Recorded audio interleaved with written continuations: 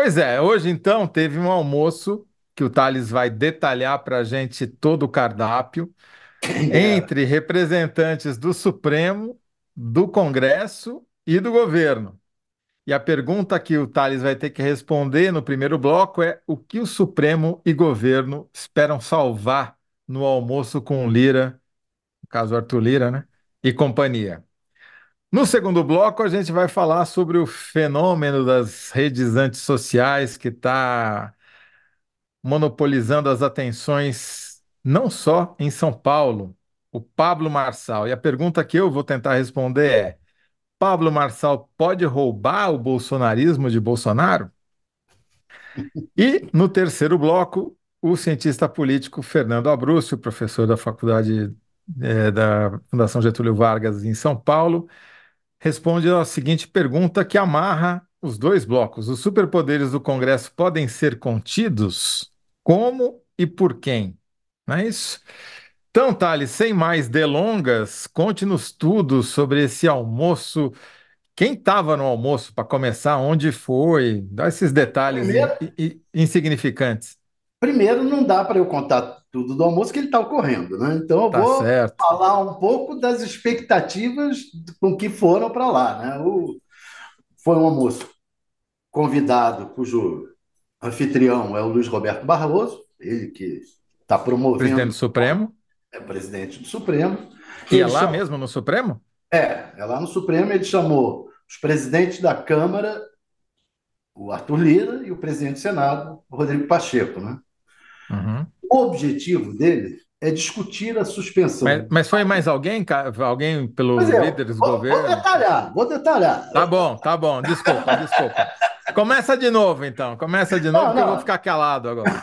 não precisa ficar calado, não, pode interromper, não faça isso. Bem, o objetivo do Barroso no encontro é discutir a suspensão do pagamento das emendas impositivas de deputados e senadores ao orçamento da União, incluindo as chamadas emendas PIX. Né? Essas é que são o problema. A suspensão dessas emendas todas ocorreu por determinação do Flávio Dino, ministro do Supremo, e foi confirmada por unanimidade pelos demais ministros, todos eles convidados para o almoço. O Procurador-Geral da República, Paulo Gonet, também foi convidado, o ministro da Casa Civil, Rui Costa, e o advogado-geral da União, Jorge Messias, representaram o governo federal e antes, esses dois aí tiveram uma reunião no Palácio do Planalto com o presidente Lula e os líderes do governo no Congresso. Ou seja, é um baita almoço que foi convocado na prática para tentar pacificar a relação com o Congresso após a suspensão das emendas. Né? Quer dizer, desculpa, vou fazer um breve resumo porque é muito, realmente é extraordinário. Não é todo dia que o presidente do Supremo convida um representante do Executivo e os dois principais representantes do Congresso para almoçar no Supremo com uma pauta indigesta dessa, que foi uma decisão do Supremo que já tinha provocado retaliações ou ameaças de retaliação por parte do Congresso, né? É muito extraordinário. Pois é, pois é. E aí eu te digo que tanto o governo como o Supremo partiram para o encontro com um gosto de derrota na boca. Eles Eles sabem que não dá mais para diminuir os poderes obtidos pelo Congresso sobre o orçamento da União. Já até levaram para a mesa uma linha do tempo de como foram conquistados esses poderes. Essa é uma forma de ter argumentos lá na conversa, vem cá, houve isso, houve aquilo. Essa linha do tempo mostra o seguinte: ponto um, as emendas individuais ao orçamento passaram a ter suas normas ditadas pela Constituição a partir da aprovação da emenda constitucional número 86 de 2015. Foi quando as emendas individuais dos parlamentares se tornaram impositivas, mas limitadas a 1,2% da receita líquida da União. Isso ocorreu no governo Dilma Rousseff, quando a então presidente, estava à beira de sofrer impeachment, encurralada pelo então presidente da Câmara, o célebre Eduardo Cunha, de triste memória. Mas que Mas, ainda. mas não foi iniciativa dela, foi iniciativa do Cunha, essa emenda, Exato, né? exato, exato. Ali começou a tomada de poder, né? Sim. Quer dizer, tinha tido em 2013, né, aqueles movimentos nas ruas de antipolítica, né, o pior momento das instituições políticas do ponto de vista de popularidade. Tinha tido 2014, que era uma eleição que era esperado que a oposição ganhasse, porque o sentimento era de mudança, mas por incompetência do Aécio Neves, ele perdeu a eleição para Dilma, e daí deu no que deu. Em 2015, o Congresso, percebendo isso, e o Cunha super empoderado, fala: Bom, vou passar o trator aqui. É isso? Exatamente. Antes disso, os parlamentares apenas sugeriam as dotações das emendas, eles tinham as emendas parlamentares, mas era uma sugestão, cuja execução ficava a critério do governo, né? Sim. Bem, ponto 2 dessa linha do tempo. Em seguida, ela mostra que foi promulgada a emenda constitucional número 100, a fim de determinar que também seriam impositivas as emendas de iniciativa das bancadas estaduais no Congresso, e não apenas as emendas individuais, no montante de mais 1% da receita. Quer dizer, dobrou praticamente de Dobrou. 1,2 para 2,2 da receita líquida, tudo Isso. que o governo tem que executar, queira ou não queira, é obrigatório. Isso foi já no governo Bolsonaro. Em junho de 2019, com o Rodrigo Maia como presidente da Câmara, também estava se apoderando naquela época o Rodrigo Maia, depois é que ele brigou com o Bolsonaro. Sim. Então, o Rodrigo Maia era poderoso. O Rodrigo Maia perdeu o poder quando ele tentou a reeleição e aí ele tinha combinado passar o A poder. segunda reeleição que ele não podia, né? E ele tinha combinado passar o poder para o Elmar Nascimento, esse que está agora. E aí Uhum. ele se enfraqueceu e o Arthur Lira tomou o poder. Bem, isso é outra história. Ponto 3 da tal linha do tempo. Em dezembro de 2019, já com Arthur Lira praticamente eleito presidente da Câmara, o Congresso editou a emenda constitucional número 105, que conferiu ainda mais poder a essas emendas individuais, criando as chamadas emendas PIX. Essas emendas PIX estabelecem que, por decisão individual do parlamentar, uma parte dos recursos das emendas individuais podem ser enviadas direto para estados, Distrito Federal, municípios, por meio de transferência especial, sem precisar especificar para que exatamente e nem quem direito. Estabeleceu-se. É, foi isso. Estabeleceu-se as emendas PIX. Bem, ponto 4. Por fim, na linha do tempo, em 2022, já no governo Lula, o Arthur Lira aprovou a emenda constitucional número 126, que aumentou o percentual das emendas PIX de 1,2% para 2% da receita corrente líquida. Vale lembrar, Toledo, que Isso é 2000, quer dizer, é 2022, 2022, então é agora, governo Itamar, hein? não, Desculpa, não, governo governo Lula. Bolsonaro. Não, Não. Lula tomou posse em 23, Ah, é, 2022. mas para valer no governo Lula 2023. Isso. Já no governo, ainda no governo Bolsonaro. Bolsonaro valendo para o Lula. Exato. Aumentou de 1,2 para 2,2, Para 2,2. que Agora, se somava aquele outro 0,2, o que dá 3,4 exatamente, exatamente. da receita líquida. Vale lembrar que isso foi uma reação à derrubada do chamado orçamento secreto, Uhum. que tinha sido criado em outubro de 2021 por uma LDO, Lei de Diretrizes Orçamentárias, que tornou obrigatória a execução das chamadas emendas de relator do orçamento, RP9. a RP9. Esse orçamento secreto foi uma operação combinada entre o Lira e o Bolsonaro. O presidente Uhum. fingia que vetava, foi aprovada a LDO, o presidente vetou o orçamento secreto na LDO, fingiu que vetou, sabendo, já combinado, que o Congresso derrubava o veto e ficava o Congresso. Por quê? Porque o Bolsonaro queria partir para a eleição, é, Uhum. para a tentativa de reeleição, dizendo: olha, não foi eu que aprovei o orçamento secreto, isso é coisa deles, eu até vetei. Mas, na verdade, o Bolsonaro estava entregando o poder Sim. ao Congresso definitivamente. Já estava. A gente vai conversar um pouquinho mais sobre isso com o Fernando Abruzzo, o cientista político, no terceiro bloco, mas eu acho que vale a pena registrar, né, Thales, que não se trata apenas de multiplicar por três o valor das emendas, ou seja, da fatia a que os parlamentares, né, senadores e deputados federais têm do orçamento, nem apenas de transformá-las em algo impositivo, que o governo não tem a opção de não gastar, nem sequer em transformá-las em algo que não tem como ser fiscalizado.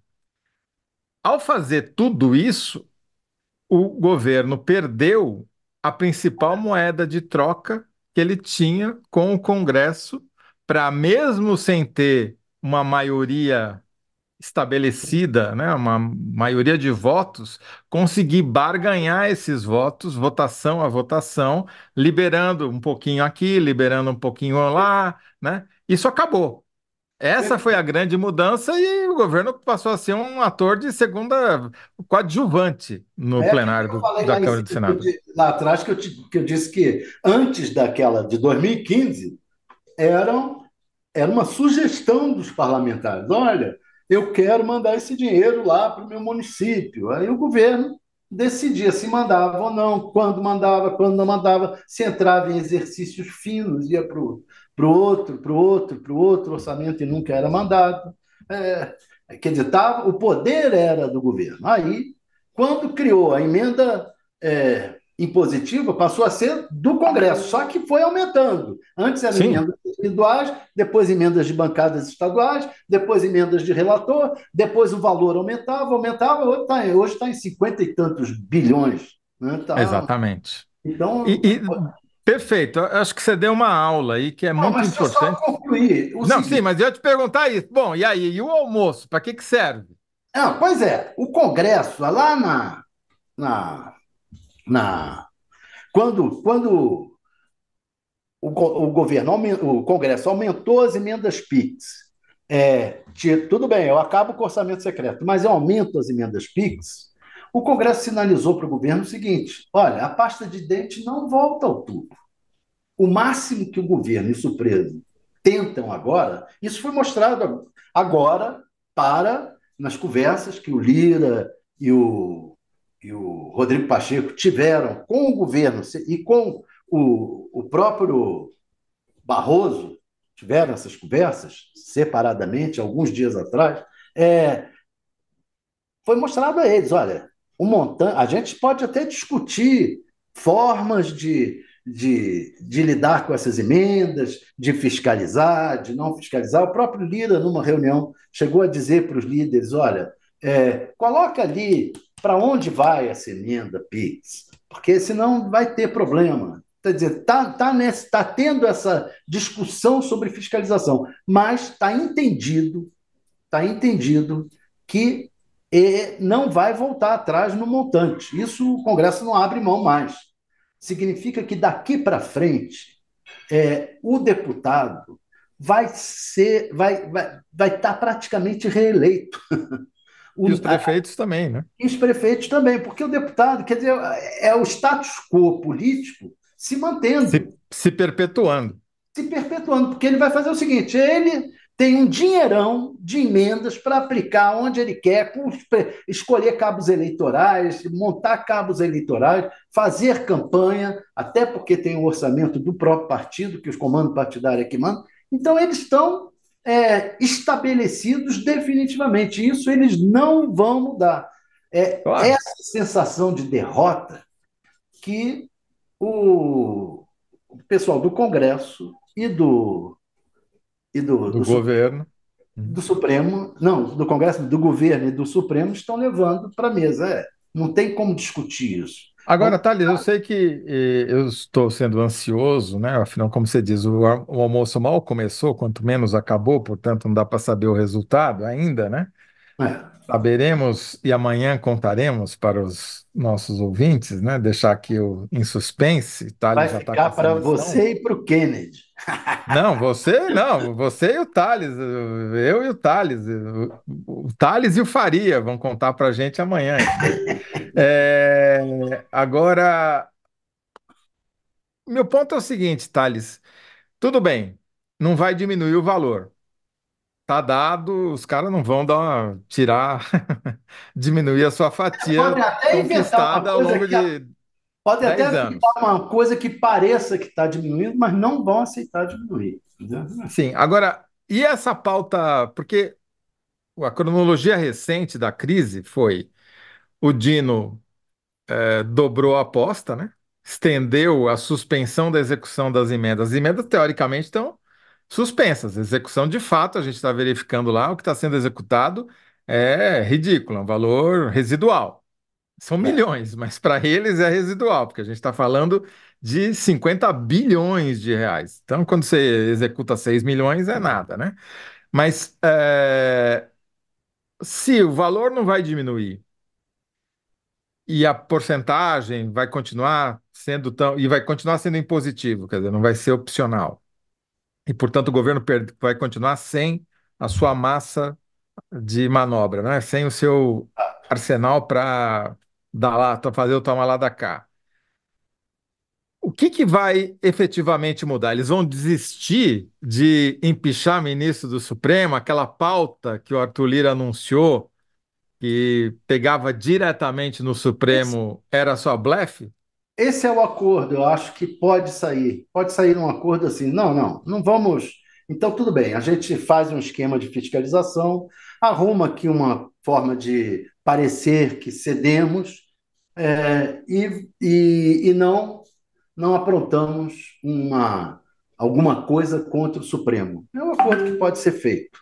Uhum, Nesse almoço. Pode ser feito. Não sei se vai ser feito, mas acredito até que será feito. É um tá. acordo que pode ser feito. Agora, não creio que saia alguma coisa muito efetiva. É mais uma tentativa de pacificar os ânimos, de se explicarem e de dizer, olha, vamos fazer o seguinte, não sai. Não, é para o Congresso, é ponto de honra ter essa grana. Para vocês e para a sociedade, é importante ter algum mecanismo de fiscalização, vamos discutir isso. Agora, e também é importante que a gente não bata em vocês, não fique guerreando. E vamos tentar Uhum. um acordo nessa direção. Não dá para sair Thales, muito enquanto daí. você. Vamos fazer suspense aqui. Enquanto você. Eu sei que você já está com a sua síntese feita, mas não vamos contar ela agora. Vamos ler os comentários primeiro, e daí a gente cria, rufam os tambores para a síntese de Thales Faria, tá? Então a pergunta, lembrando, é o que o Supremo e o governo esperam salvar em Almoço com Lira e companhia? Danilo Sotero Rogério, como sempre, o primeiro a responder aqui. Disse: imagino que estão tentando impedir que sejam travadas as pautas econômicas e a lei de diretrizes orçamentárias. Ana Maria Balardim diz: boa tarde, Analyzer. Diz que estão tentando salvar a governabilidade. É uma boa resposta, tá? Ah, o Luiz Antônio Silva dá boa tarde, diz que o Thales é muito bom, no que eu concordo plenamente. O André Luiz Pereira Quem também foi dá esse? boa Deixa eu anotar o tarde. nome dele, eu tenho que guardar o nome dele. Anota porque é mais de um. É Luiz Antônio Silva e o André Luiz Pereira, tá? A Beleza, Luiz Isabel. Antônio. A Marisa Laterza diz que querem salvar a governabilidade. Tem duas respostas iguais e não deixam de estar certas também, né? A Isabel Luque faz uma brincadeira. Teremos um novo acordo com o Supremo com tudo? Acho que na melhor das hipóteses, né, Thales? Essa é a melhor, não é a pior, né? Põe mais um na sua lista aí. A Kátia Guardia diz: Amados, vocês dois são os meus jornalistas preferidos. Tá vendo, Thales? O Kennedy lá na China está se roendo de inveja aqui, ó. Kennedy está se roendo. Mas aí Mas eu, não se eu preocupem, não, que na encontro, semana que vem ele volta. Pode eu ficar dou um beijinho tranquilos. nele, a gente se encontra. Isso, isso. Bom, Thales, qual é a sua síntese para a pergunta o que o Supremo e o governo esperam salvar em Almoço com Lira e companhia? Eu penso algo assim: governo e Supremo tentaram, em almoço, diminuir apenas o apetite do Congresso. Cabe 70. Eu não contei, Thales, mas vamos acreditar que o pessoal da produção vai conseguir dar uma. Vai fazer uma redução, como eles fazem na culinária, né? Que faz aquele molho que é uma redução. Eles vão fazer uma redução da sua síntese para ficar nos 75 caracteres, mas de qualquer maneira ficou bem saboroso, viu, Thales? Gostei das suas explicações e da atualizações. Mas na semana que vem, não, amanhã, às 2:30 da tarde, você já está pautado para vir contar, né, o fim dessa história, por favor. Não vai nos Tá deixar certo, aqui, né? tá Bom. certo. Eu gostei do saboroso, né? Para o almoço é uma Sim, boa. exato, exato. Estamos aqui só em metáforas culinárias hoje. Agora nós vamos para um assunto mais indigesto.